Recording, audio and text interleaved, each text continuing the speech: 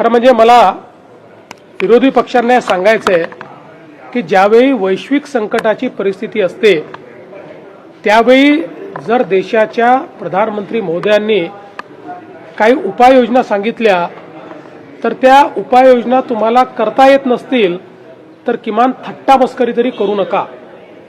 आज जगासमोर संकट आहे, केवळ भारतासमोर नाही आहे, आणि म्हणून आपलं परकीय चलन वाचलं पाहिजे आणि आपल्या इथे महागाई वाढू नये या दृष्टीनं मोठ्या प्रमाणात प्रधानमंत्री मोदयांनी ज्या काही उपाययोजना सांगितलेल्या आहेत प्रत्येक व्यक्तीला थोडं थोडं आपली जीवनशैली जर बदलली तरी देखील आपण देशाला मदत करू शकू।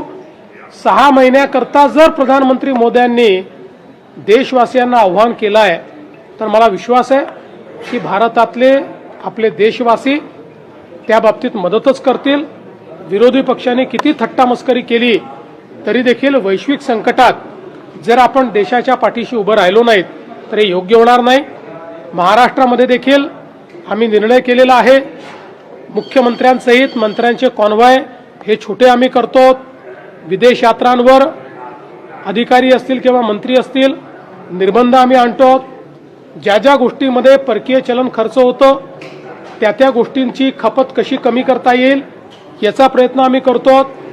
वेगवेगळ्या पद्धतीनं आपल्याला आपल्या देशी गोष्टींना कसा त्या ठिकाणी एक बढावा देता येईल असा प्रयत्न देखील आम्ही करतो।